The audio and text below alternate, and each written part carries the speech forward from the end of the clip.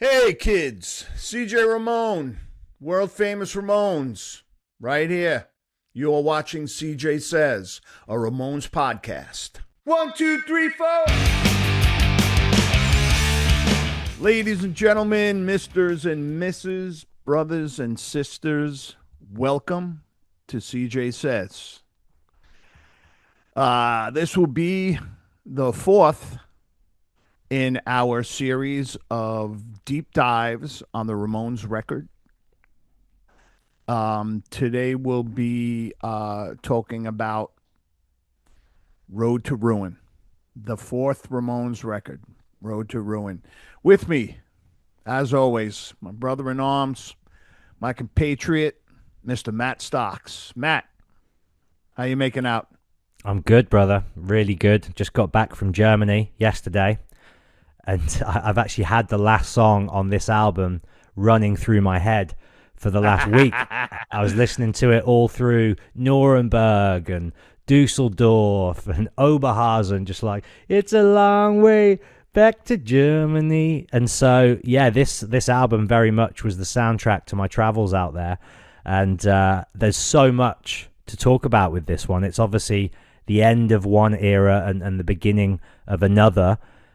Before we get into the fun stuff, let's cover some basic stats and facts, some contextual information. So Road to Ruin, album number 4 by the Ramones, released on the 22nd of September 1978 on Sire Records once again, recorded at Media Sound in New York, produced by Tommy Ramone and Ed Stasium. Actually 4 singles on this one, 3 in the US, 1 in the UK as well. So the 3 US singles and worldwide singles were Don't Come Close, Needles and Pins, and I Wanna Be Sedated. And then in the UK, She's the One was also released as a single as well. One of Duff McKagan's favourites, as he was singing along to that one in our episode with him. What's interesting about this album is there's 12 songs as opposed to the previous 3, which all had 14. So Ramones, Leave Home, and Rocket to Russia were all 7 and 7 on side A and side B. As we get to Road to Ruin, it's 6 and 6. So, slightly less songs, but the running time is still roughly the same. So averaging out around about 2.5 minutes per song. So still keeping it fast and loose. And that goes along with something that Johnny always liked to practice. And that was to work as fast as you can, because what you're actually getting paid works out to be more if you're working less amount of time. So that's the reason why we did the songs in the set so unbelievably fast. John was like, if you think about it, we're getting paid more for doing less work. Yeah, it's called making money work for you, right? And what is also interesting about this album, and we'll talk all about this as we go through both sides of the album, is the sonic canvas is beginning to expand. Mm-hmm. And you're getting guitar solos and overdubs and ballads, and still kind of that hard, fast Ramones, punk rock and roll drive is there that we know and love, but they're also, mixing it up and slowing it down and just producing. I think the songs are a little bit more produced as well. And so, yeah, there's so much to talk about with this one. And the obvious change that we should address probably at the start of this episode is Tommy is no longer a full-time member of the band. His last album as the drummer in Ramones is Rocket to Russia.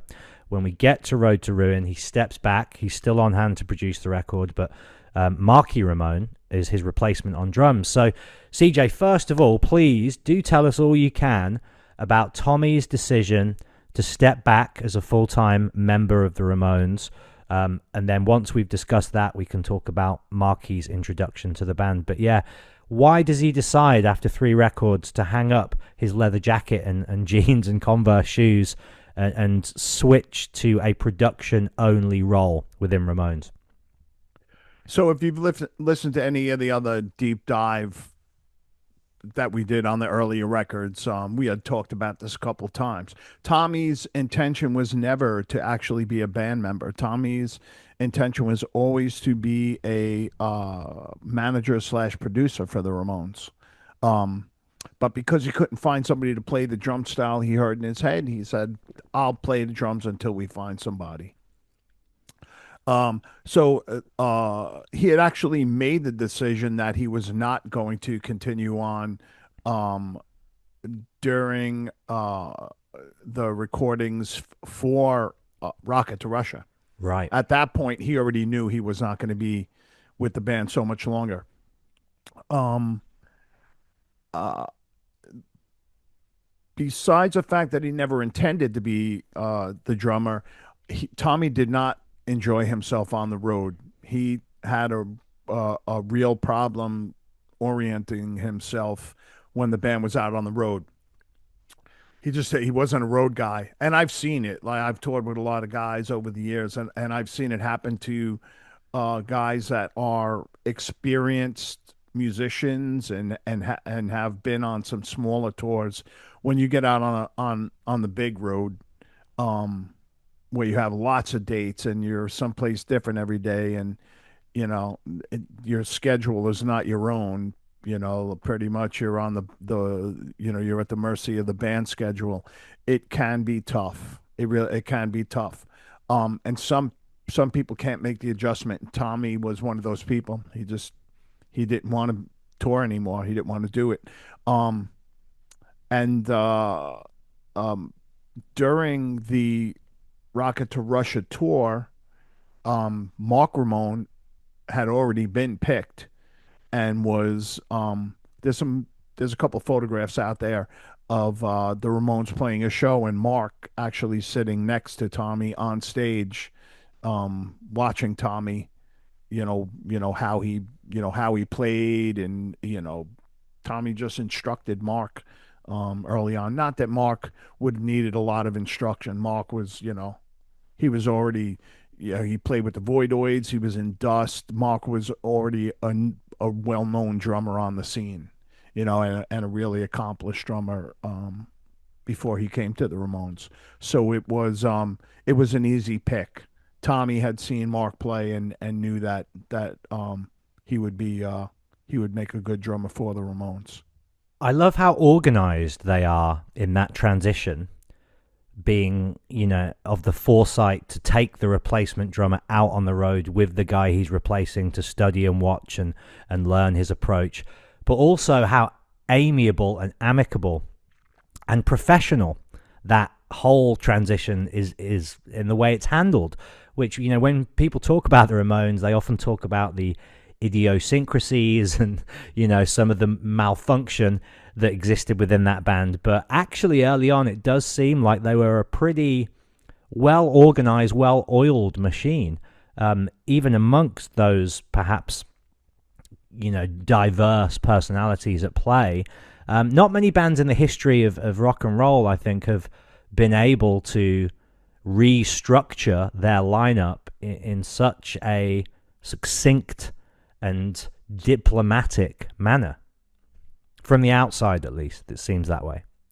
That Because the Ramones were always a business. Realistically, they treated it like they were professional musicians. That's how they approached everything. They wanted to be taken seriously, so they knew they had to act like professionals. Um, right. Reading their lyrics and listening to their music, it's hard to imagine that, if you listen to if you didn't know anything about the band and you just read the lyrics, you would be like, oh my God, these guys are out of their minds. But, which was partially true, but they were, there was also method to the madness. yes, Yeah. but they were consummate professionals. They were consummate professionals. It was important for them to put on a great show every night. Every night had to be a great show, and that's why they rehearsed the way they did. That's why they structured their set. We talked about sequencing, how Yeah. important it was, for songs, to end in certain keys, to start in the net, the keys had to match up, the energy level, the intensity, all of those things um, are the reason, uh, are actually really are the proof of how professional they really were. Besides the goofy humor and the out, the total thing about being outcasts and everything else, they were a really professional, well thought out, firing on all pistons monster of a band. Hell yeah. And so Marky comes in. What do you think his style of drumming did to the overall sound in terms of the way it shaped some of the songs on Road to Ruin? Because those first three albums are very much of a core, quintessential early punk rock and roll template, aren't they? And then as we get to Road to Ruin, there's like 80s kind of heavy metal guitar work going on. There's almost like some country Tom Petty style ballad stuff in there. There's brilliant pop songs. So they're definitely, I think they are expanding as a group, and the songs are more diverse across the course of the album. Tommy, obviously, he's behind the production desk helping steer that, and I think we'll talk about him and Ed Stasium's role in shaping the sound of this record momentarily. But first, going into the studio with a new drummer, and Marky being that drummer, what do you think his addition to the band did to the overall shape and sound and tone of Road to Ruin? Because it does sound different, doesn't it, to the previous three albums? Yeah. I mean, realistically, this is the album, you know, to me, Rocket to Russia is the album where the Ramones nail their style. Everything they had done up to that point comes together, songwriting wise, everything. But this is the album where the Ramones sound really matures. It really matures. Like, um, uh, Marky's drum style is it really brings something different to the music. It really does. He's a whole different animal than Tommy in some ways. While he picks off Tommy's drum style really well, it's still Mark's, you know got Mark's stamp on it for sure. You know what I mean? Um, but to me, this album, the biggest difference besides, and it's absolutely helped along by Marky's drumming, is that it's a much more mature album, um, sound wise, style wise, songwriting wise. They really, um, they this album is where they polish what they accomplished on the first three records. This album, it gets a little bit more polished. Ed Stasium, you mentioned all the different guitar sounds and stuff, and solos and whatnot. Yeah. That's Ed. Ed did a lot of that stuff, all those pretty little grace notes and acoustic parts and counter strumming, and there's a lot of really nice stuff that Ed did on that record that makes the band sound a bit more mature, and they don't they don't have to rely as much on the that maniacal energy. They're not relying completely on just that blitz of energy that they presented on the first three records, and they relax a little bit more into being just a really great band. This is really, you listen to this record and you go, man, this is really great. This is really great. It still contains all the fun. It still has the power and the sound and the energy, but there's a maturity to it that it's like, oh my God, it's almost like next level stuff, and a perfect album for Mark Ramone to come in on, with Mark's history and everything and he had done, and to lend his style to the band. It was just a really well timed, um, and well executed record. Yeah, and it's really quite staggering that in just 2 years they've put out 4 albums and laid down so much on record in such a short space of time. And that period is so interesting just musically as well, because 1978 is when punk is morphing into what would become new wave. Yeah. And then there's bands like Van Halen appearing on the scene. I think that's a really important album of this time, that first Van Halen record in terms of guitar work. But then you've got the Cars, their debut album comes out this year, beautifully produced. I think that's the best new wave album ever, that debut Cars album. It's so great. And what's cool about this Road to Ruin album is it's reflecting those wider changes, I think, whether that's conscious or not. I mean, the first song on the album, I Just Want to Have Something to Do, as you get to the end of that song, that's when you hear some of this shredding and some of these really nice guitar flourishes that you mentioned earlier on. It does just come in towards the end, so it's a subtle introduction. It doesn't bam hit you in the face right out the gate. But as you begin to listen closer, as that first song starts getting towards a close, you're like, oh, hang on. It's more than just one guitar on this, and there's these other elements coming into play that's boosting and elevating that, core Ramones sound that we've come to know and love. And I just think the way they introduce these new elements across the album is done really quite subtly and cleverly and stylishly. Yeah. We talked about a lot of the bands that Tony Bon Jovi had worked with, but if you look at Ed Stasium's resume, it is equally impressive, and Ed had been around and worked with, everything from R&B groups to classic rock groups. Like, Ed had been around for a while and had worked with some great bands, and the Ramones directly benefit from all of his experience. They directly benefit from it because he really finds their strong points and knows how to bring them out, but in a different way than they had come out on the first 3 records. It's really for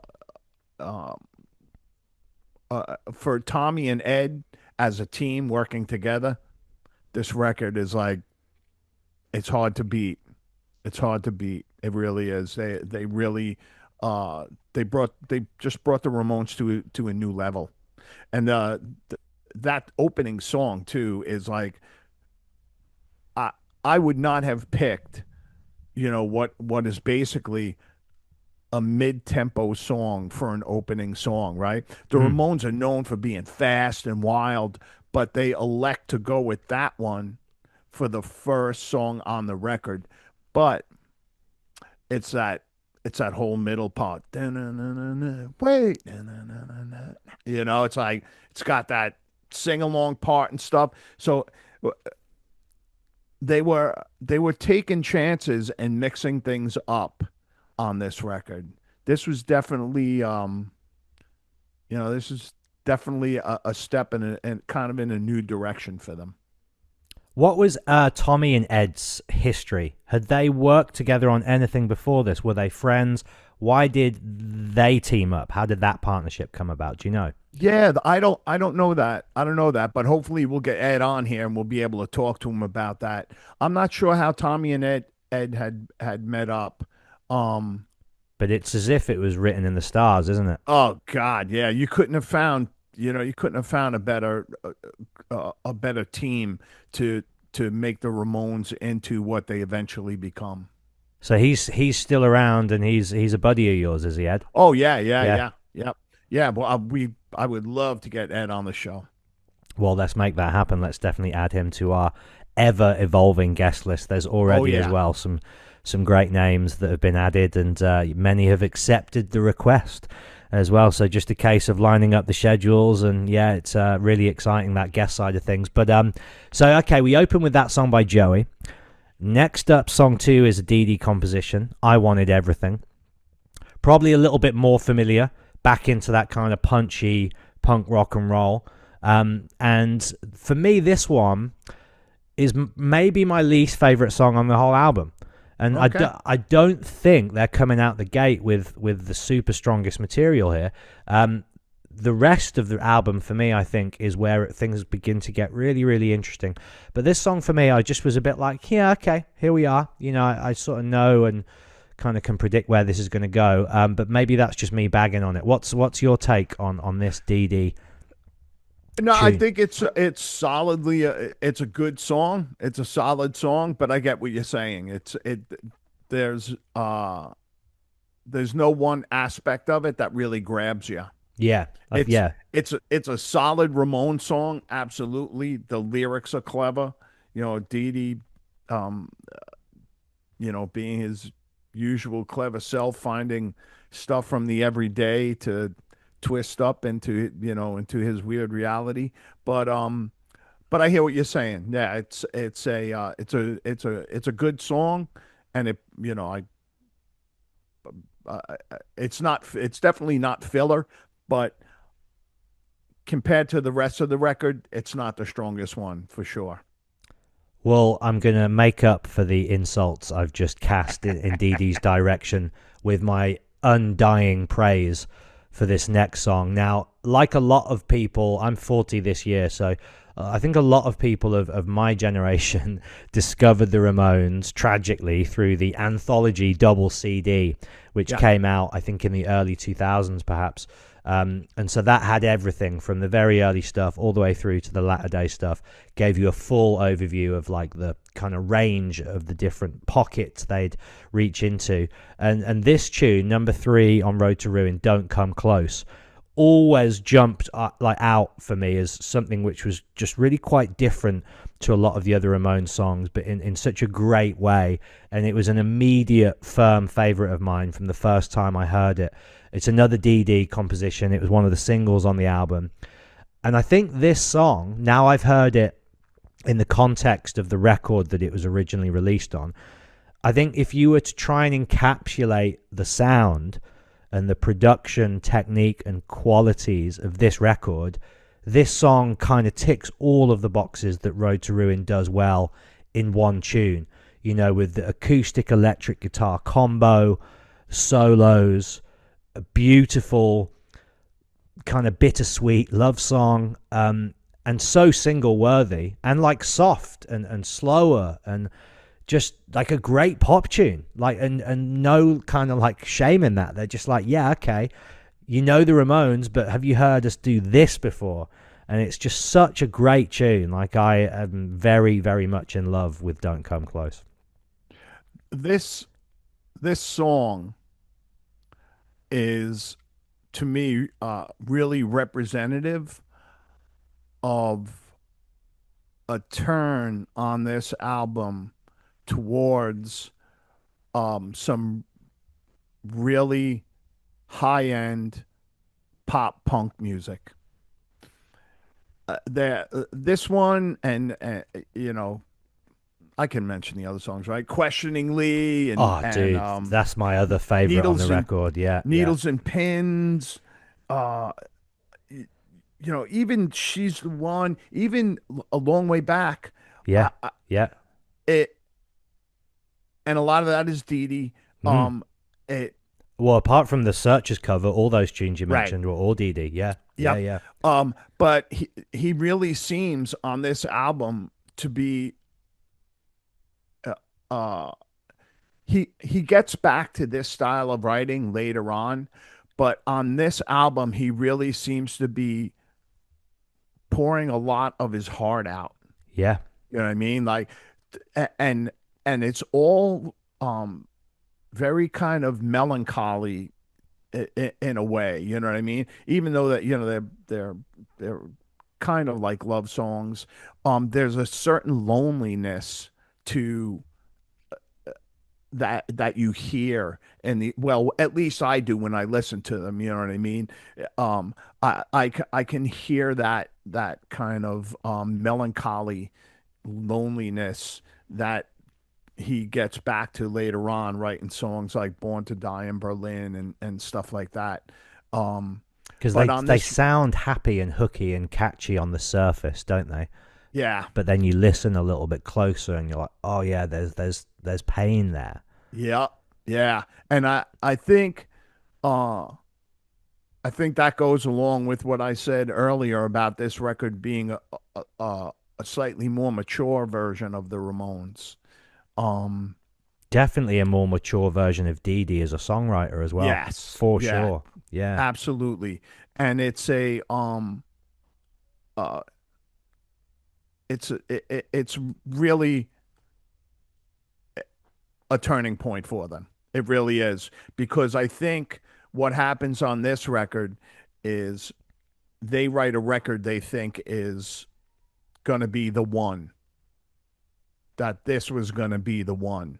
Like, you know, this is they've put everything. They've made all the right moves. They've been on tour forever. They're working with they work with Tony Bon Jovi. Now they're working with Ed Stasium, and each record is getting better and better. And on this record, they get, Marky Ramone comes in. They got this really great, mature, polished version of the Ramones with some of the best songwriting they have ever done.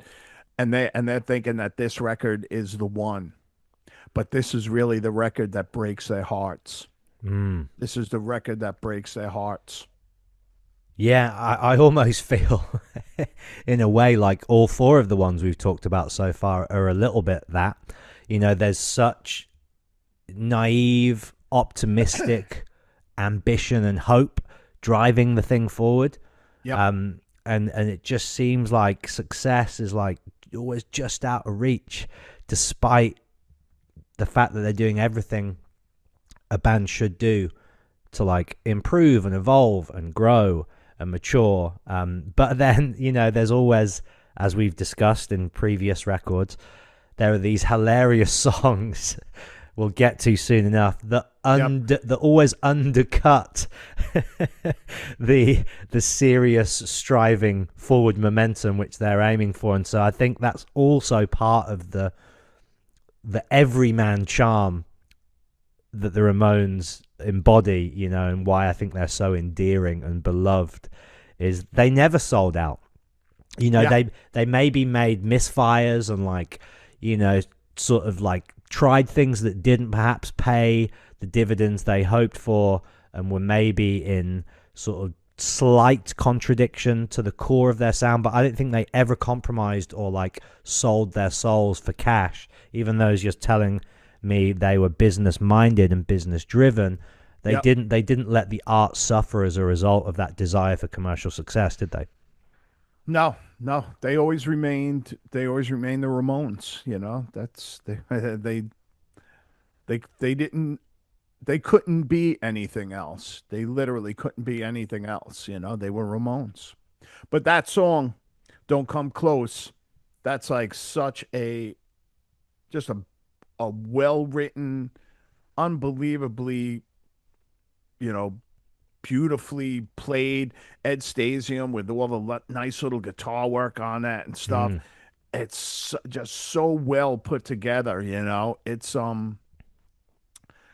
one of the songs that you would have expected to. I mean, that could easily be an AM radio hit.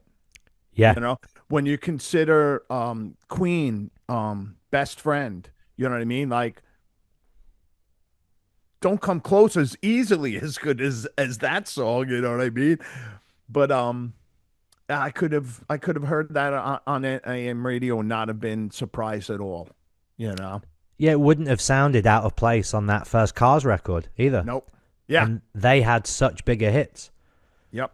For whatever Yeah. reason. Don't Come Close could easily have been on that first Cars record and stood shoulder to shoulder with some of the best songs on that album. And yeah, dude, the solo in, and just the guitar sounds so lush, so gorgeous. Yeah. The production on the record it is. I mean, it's probably, to me, the best sounding Ramones record overall. Right on. Everything. I think it's probably the best sounding record that the Ramones ever did.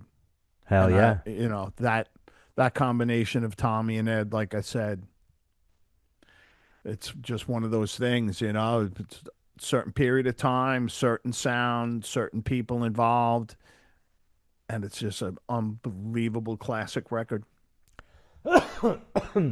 Excuse me, CJ Ramone. So, Side A track 4 is the first group band composition. Now, when this album is crediting songs as Ramones, is Marky at this point, or indeed at any point, is he having a hand in, do you think, the writing of any of the songs? Or is he still at this point just there to lay down the drum beats and, like, you know, hold it down at the back, and that's about as much as the extent of his involvement? I think that would be a question to ask Mark. I don't know. I don't know. I don't know that I couldn't even venture a guess at that. I mean, it could be that they literally were all sitting in a room writing together, but I think pretty much what they had decided was, um, like let's you know, let's give everybody in the band credit on some of these songs. I guess because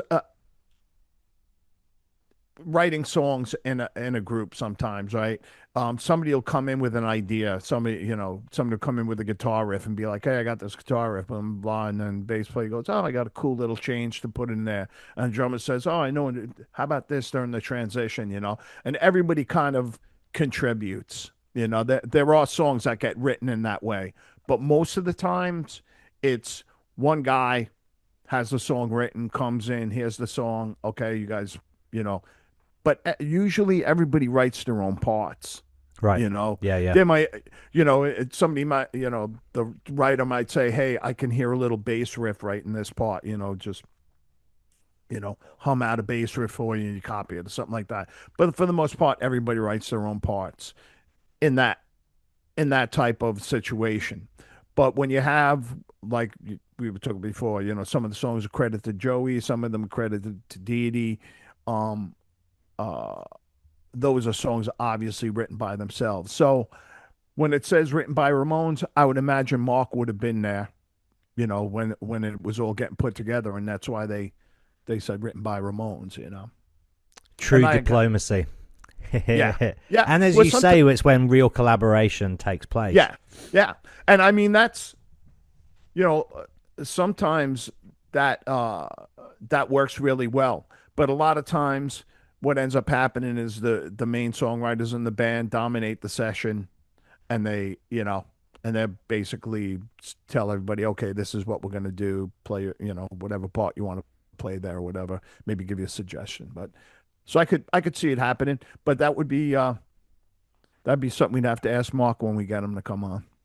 Yeah, and it must be a really kind of amazing time for him to look back on, because what an exciting time to join the band, and what an amazing record to come from that first studio session together with the other guys. And this song for me, I Don't Want To.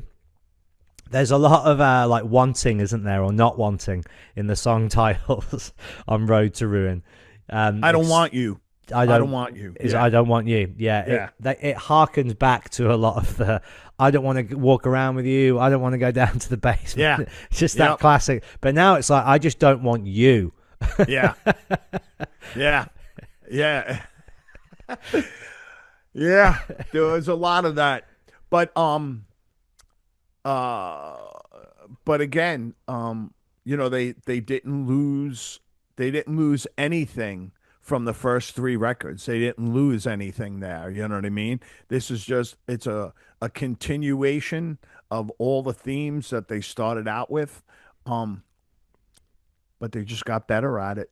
And I really like the rhythm on this one too, the way it opens up with a da-na-na-na, na-na-na-na-na-na. This song's got like a groove to it.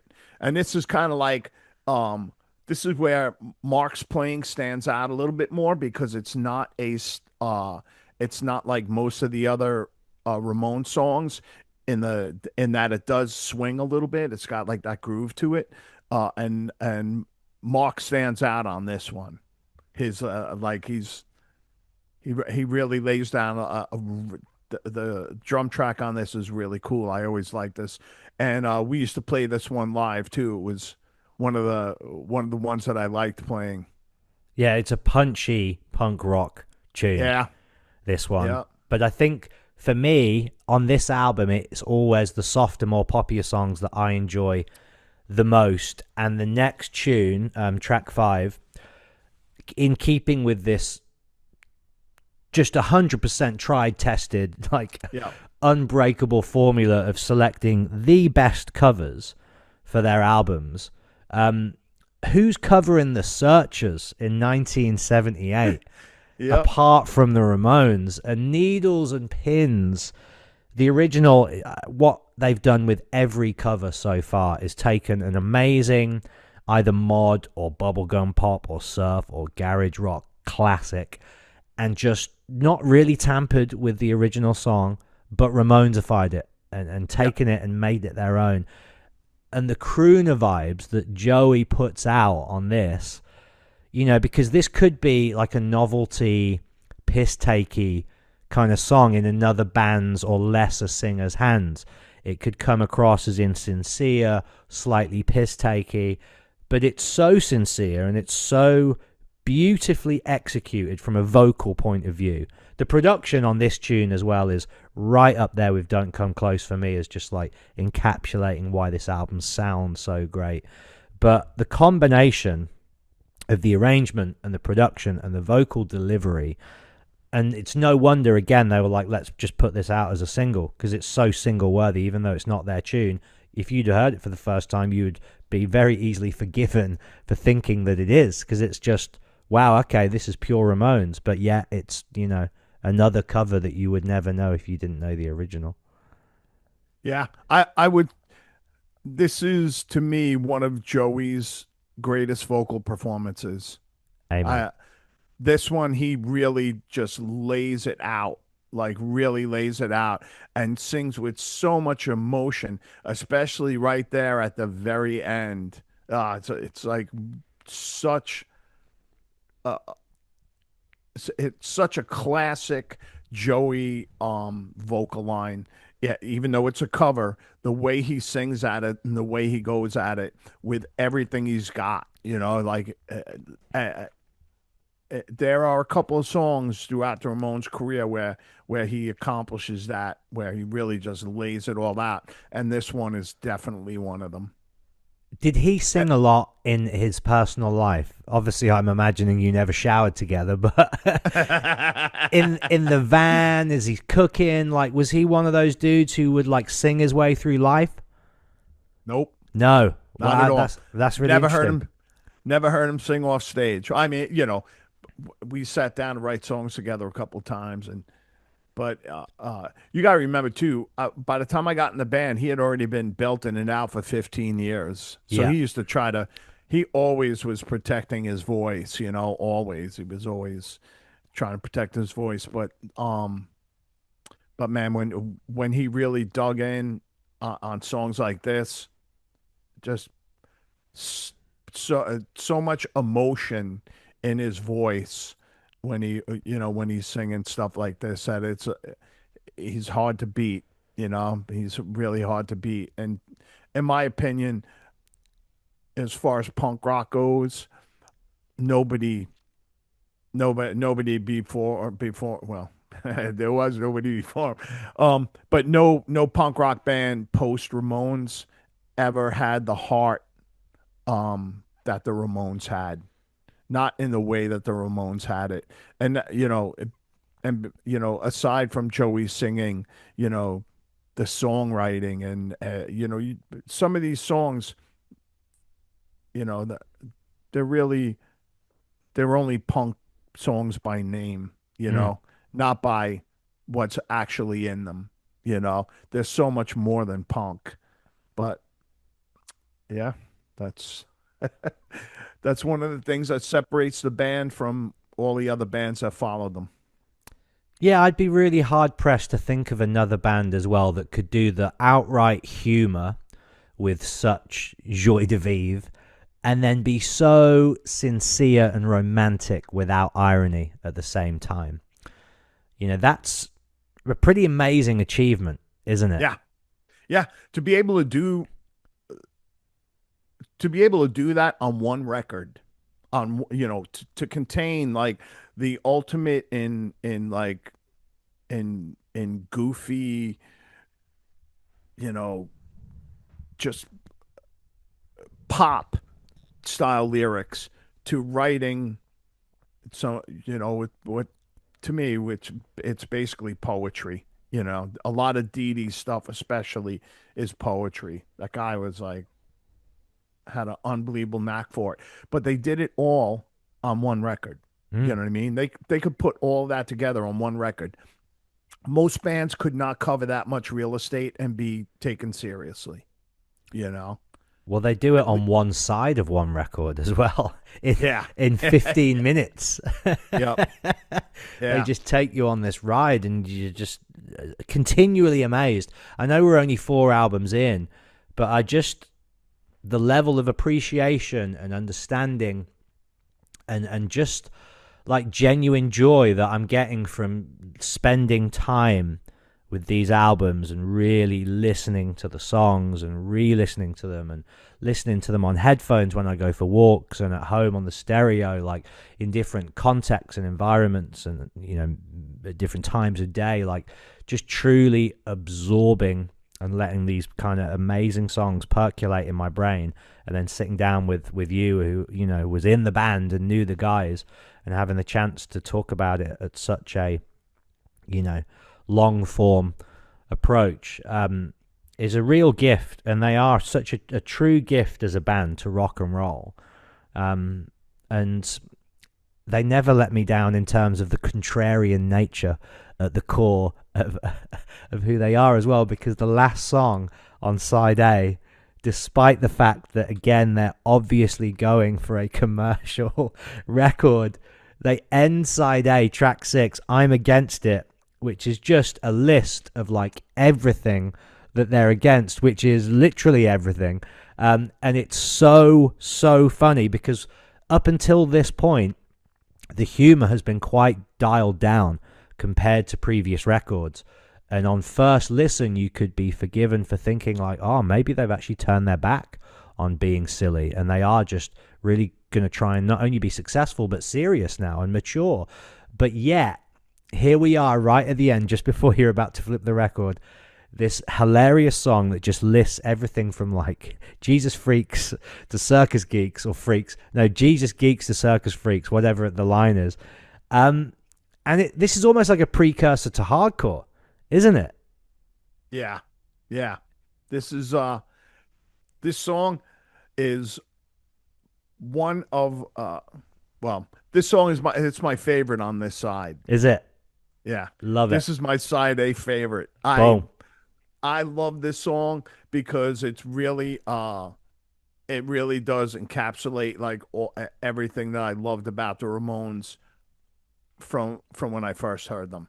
It's the lyrics are They're great. the lyrics are really, really good. And you could be,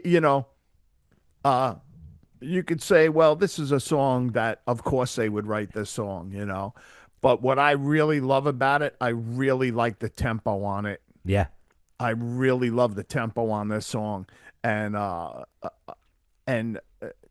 again, this is one of those songs where Marky's drumming is making a difference. Like, Right. Okay. Yeah. you can hear like his machine pounding just really, really brings this song up a couple of notches, just his drumming alone.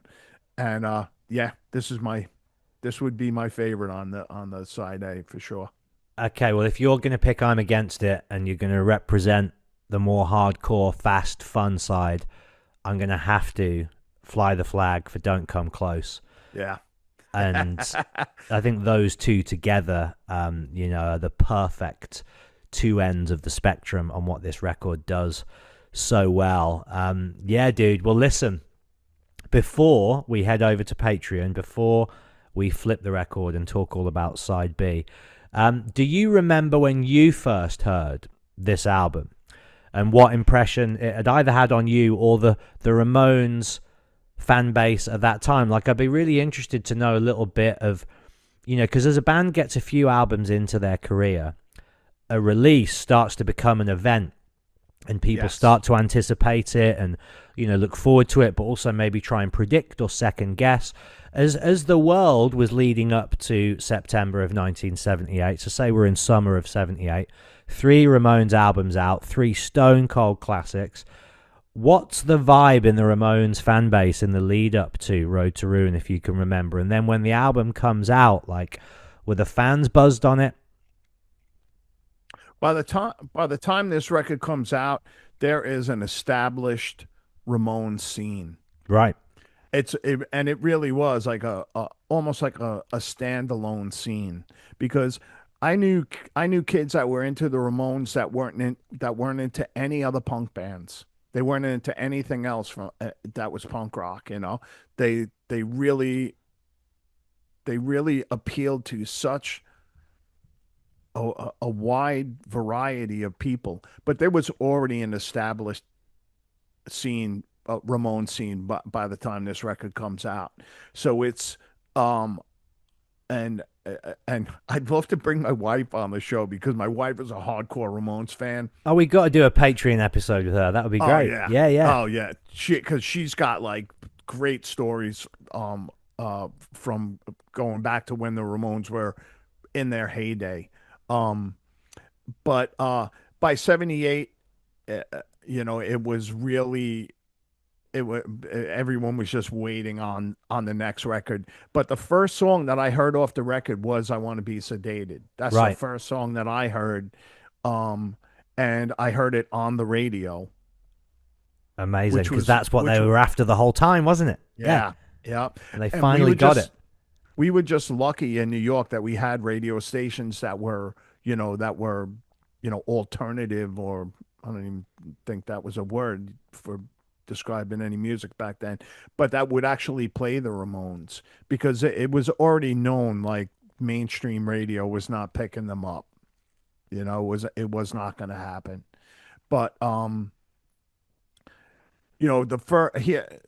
for that to be the first song you hear on the record, it's like, forget about it. Because it instantly was the punk rock classic. It instantly was a punk rock classic. And we talk a lot about the songwriting in the band, and of course, I tend to lean towards Dee Dee songs more. I identify more with Dee Dee's songwriting and stuff. But Joey writes probably the most well-known punk rock song in the history of punk rock. You know what I mean? Like, and it's such a monster, and it's so, to this day, still so just catchy and timeless and epic. And that's obviously the first song on side B. So this is a nice little breadcrumb trail for those that aren't already subscribed and signed up over on there. Basically, every week when we do the side A, we wrap it at the end of the first side of the record, flip the record over, and go and talk about the other side on Patreon. And so that's what we'll go and do right now, CJ. We'll hit pause right here on the main podcast, and we will turn the record over, and we will drop the needle on "I Want to Be Sedated" and get side B of the album underway. I mean, just to leave it to side B as well, when you've got a song that good up your sleeve, and you're not even going to put it on the first half of the album, is such an amazing statement. And again, it goes back to what we were talking. We've mentioned several times over the course of these deep dives, is the sequencing thing. Yeah, it really was an art form back then, and I think now everybody just crams a couple best songs right up front. You got to hook them quick, get them involved, But back then, it was a very different thing. Yeah, they take you on the journey and they reward you along the way. Yeah, dude. So you're picking "I'm Against It," a great side A selection. I'll go with "Don't Come Close." There are two.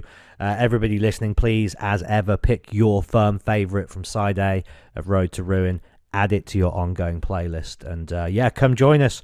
Patreon.com/CJ Says for our side B deep dive of Road to Ruin, and we'll begin that discussion with the artwork, as we like to do, which is, for me, I mean, I think this is my joint favorite Ramones cover, along with Rocket to Russia. So yeah, let's begin our side B deep dive with a celebration of the Road to Ruin album artwork. Nice one, CJ. A pleasure as always, my brother. Sound checks at 5:02, record stores and interviews. Oh, but I can't wait to be with you tomorrow. All right, guys, that was side A of our deep dive series. If you're interested in hearing Matt and I's review on side B, head over to patreon.com/CJ Says. We hope to see you guys on the next one.